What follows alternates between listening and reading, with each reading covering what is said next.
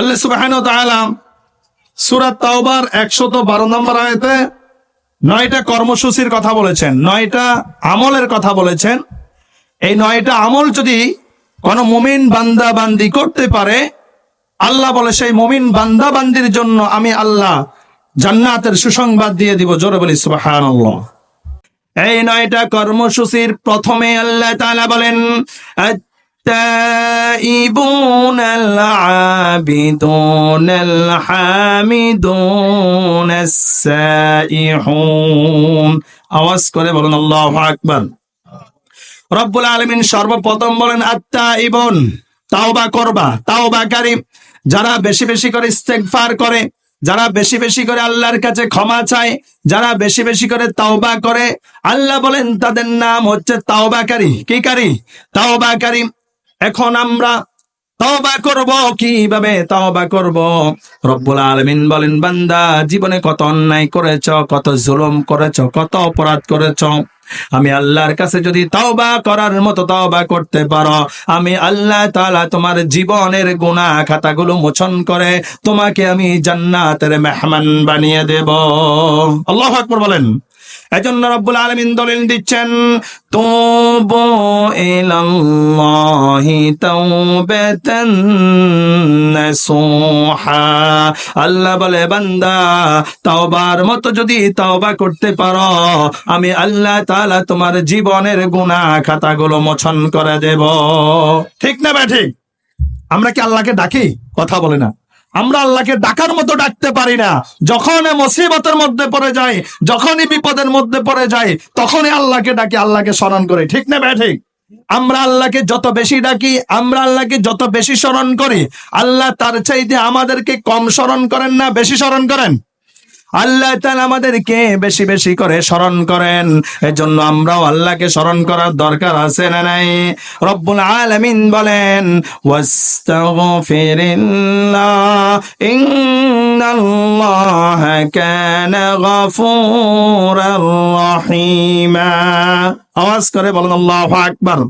আল্লাহ বলেন ইস্তাগফির ওয়াস্তাগফিরিল্লাহ।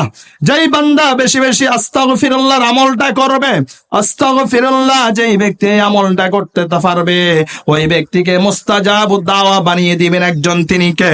মুস্তাজাবুদ দাওয়া মানে হলো আপনি আল্লাহর কাছে চাইতে দেরি হবে, আল্লাহ তাআলা আপনার এই দোয়া, আপনার এই মনের বাসনা কবুল করতে বিন্দু মাত্র দেরি করবেন না।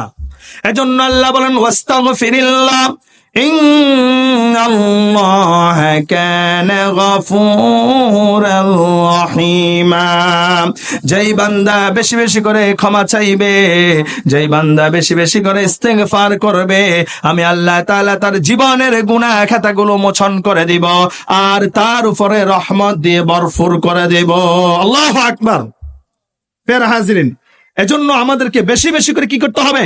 তাওবা করতে হবে। ওই ব্যক্তির তাওবাই আল্লাহর কাছে সবচাইতে প্রিয়, যেই ব্যক্তি তাওবা করার পরে ঈমান আনে। একজন কাফের, একজন ইহুদি, খ্রিস্টান, সেই যদি ঈমান আনতে চায় আগে তাওবা করার দরকার আছে না নাই? কথা বলে না। আগে তাওবা করতে হবে, অতীত জীবনের গুনাহ খাতাগুলোর জন্য আল্লাহর কাছে ক্ষমা চাইতে হবে, এরপরে তাকে ঈমান আনতে হবে। এজন্য রব্বুল আলামিন বলেন ইল্লা মান তাবা ওয়া আমানা ওয়া আমিলা আমালান সালিহান فأولئك يبدل الله سيئاتهم حسنات। আওয়াজ করে বলেন আল্লাহু আকবার। রব্বুল আলামিন বলেন আমার যে বান্দা বান্দি আমি আল্লাহর কাছে তাওবা করলো, ইল্লা মা তাবা ওয়া আমানা ওয়া আমিলা আমালান সালিহা। আল্লাহ বলেন যে ব্যক্তি আমার কাছে তাওবা করলো, তাওবা করার পর পরে কি করেছে? ঈমান এনেছে।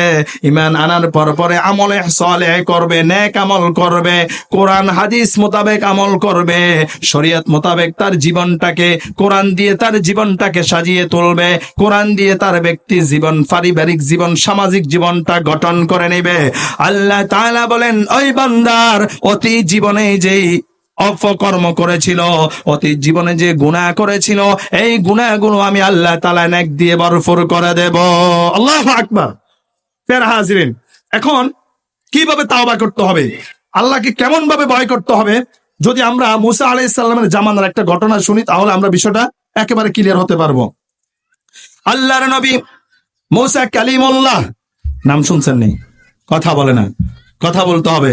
মুসা কালিমুল্লাহ আল্লাহর কাছে আবদার করলেন, ফরিয়াদ জানালেন, আকুতি মিনতি করলেন, আমার রব, আমি দেখতে চাই, আমি জানতে চাই আমার উম্মতদের মধ্যে সব চাইতে নিকৃষ্ট উম্মত কে? আল্লাহু আকবার। কি বললেন? আমার উম্মতের চাইতে সব চাইতে নিকৃষ্ট, মানে যেই ব্যক্তি আপনার কাছে একেবারে ঘৃণিত, এমন ব্যক্তিকে আমি তার সাথে একটু পরিচিত হতে চাই, আমি তাকে একটু দেখে রাখতে চাই। আল্লাহ তাআলা বললেন, মুসা ভোর সকাল বেলায় অমুক জায়গায় চলে যাবে, রাস্তার মাথায় দাঁড়িয়ে থাকবেন, সর্বপ্রথম যেই ব্যক্তি এই রাস্তা অতিক্রম করবে ওই ব্যক্তি হচ্ছে তোমার নিকৃষ্ট উম্মতের মধ্যে, সেই আমার বান্দাদের মধ্যে সেই নিকৃষ্ট। কথা অনুসারে মুসা আলাইহিস সালাম রাস্তায় দাঁড়িয়ে রইলেন, আর দেখলেন একজন ব্যক্তি যাচ্ছেন, একজন ব্যক্তি সর্বপ্রথম এই রাস্তাটা অতিক্রম করে যাচ্ছেন, তার সাথে একটা বাচ্চাও আছে। এই ব্যক্তি যাওয়ার পরে মুসা আলাইহিস সালাম আবার আল্লাহর দরবারে সিজদায় পড়ে গেলেন, ও আমার আল্লাহ, আমার উম্মতের মধ্যে সব চাইতে নিকৃষ্ট ব্যক্তিকে আমি চিনে রাখলাম, এখন আমি জানতে চাই, আমি চিনতে চাই আমার উম্মতের মধ্যে সব চাইতে উৎকৃষ্ট আপনার বান্দাকে, আমার উম্মতকে। আল্লাহু আকবার। আল্লাহ তাআলা বললেন, মুসা দিনের শেষ বেলায় আবার ওই রাস্তার মধ্যে দাঁড়িয়ে থাকবে, এই রাস্তা দিয়ে সর্বশেষ যেই ব্যক্তি রাস্তাটা অতিক্রম করবে ওই ব্যক্তি হচ্ছে তোমার উম্মতদের মধ্যে সব চাইতে উৎকৃষ্ট উম্মত। আল্লাহু আকবার। মুসা আলাইহিস সালাম দাঁড়িয়ে রইলেন, আর মুসা আলাইহিস সালাম দেখলেন দিনের প্রথমে, দিনের শুরুতে যেই ব্যক্তিটা এই রাস্তাটা অতিক্রম করেছিল, যেই রাস্তাটা অতিক্রম করার কারণে নিকৃষ্ট উম্মতে পরিণত হয়েছে, ওই ব্যক্তি দিনের শেষ অংশে সবার চাইতে শেষে পরিণত করলো, রাস্তাটা অতিক্রম করলো।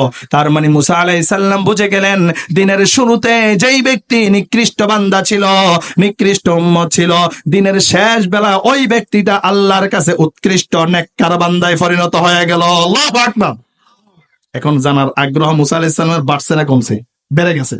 মুসা আলাইহিস সালাম সিজদার মধ্যে পড়ে গেলেন, ও আমার রব, কিছুই বুঝলাম না, কিছুই বুঝলাম না, কিভাবে করে দিনের শুরুতেই একটা নিকৃষ্ট আপনার বান্দা দিনের শেষ অংশে উৎকৃষ্ট নেককার বান্দায় পরিণত হতে পারে।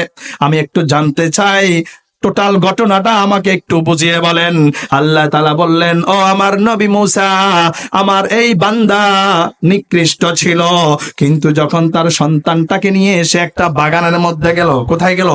বাগানের মধ্যে গেল, তখন সে তাওবা করলো, আর তার তাওবার আকুতি, তাওবার ধরনটা এত সুন্দর ছিল, আমি আল্লাহ তাআলা তাকে ক্ষমা করে দিয়েছি। আল্লাহু আকবার। রব্বুল আলামিন বলেন, এই ব্যক্তি যখন বাগানে গেল সন্তানকে নিয়ে, সন্তান বাবাকে প্রশ্ন করে, ও আমার বাবা, এই বাগানটা তো অনেক বড়, এই বাগানের চাইতে আর বড় কিছু আছে নাকি? তখন বাবা সন্তানকে বলে, এই বাগানের চাইতে সব চাইতে বড় হচ্ছে আমার আল্লাহর এই পৃথিবী। আল্লাহু আকবার। বলে, এই পৃথিবীর চাইতে আর বড় কিছু আছে নাকি? তখন বাবা সন্তানকে জবাব দেয়, আল্লাহ তাআলা অগণিত সাগর, কি নলকূপ, সাগরে পরিণত করে রেখেছেন। সন্তান আবার প্রশ্ন করে, ও বাবা, এই সাগরের চাইতে বড় আছে নাকি? বাবা উত্তর দেয়, পাহাড় পর্বত, অনেক বেশি পাহাড় পর্বত, অনেক বড় বড় পাহাড় পর্বত আছে। সন্তান বাবাকে প্রশ্ন করে, ও আমার বাবা, এই পাহাড়ের চাইতে আর বড় কিছু আছে নাকি? বাবা তার সন্তানকে জবাব দেয়, এই সাগর, পাহাড় পর্বতের চাইতে, পৃথিবীর চাইতে বড় হচ্ছে আমার আল্লাহ তাআলার এই আকাশ, এই আসমান। আল্লাহু আকবার বলেন। সন্তানের জানার আগ্রহ আরো বেড়ে গেল। আমাদেরও কিছু বাচ্চা আছে, দেখবেন 5 বছর 4 বছর, মানে শুধু শুধু প্রশ্ন করে, এমন কিছু প্রশ্ন করে যেটার অ্যান্সার আপনার কাছেও জানা নাই, কথা বলে না। ফেরা হাজিরিন, সন্তান প্রশ্ন করলো, বাবা, এই আকাশের চাইতে আর বড় কিছু আছে নাকি? তখন বলল, এই আকাশের চাইতে বড় হচ্ছে আমার আল্লাহর আরশে আজিম। আল্লাহু আকবার। সন্তান বাবাকে প্রশ্ন করলো, আমার বাবা, আল্লাহর এই আরশে আজিমের চাইতে আর বড় কিছু আছে নাকি?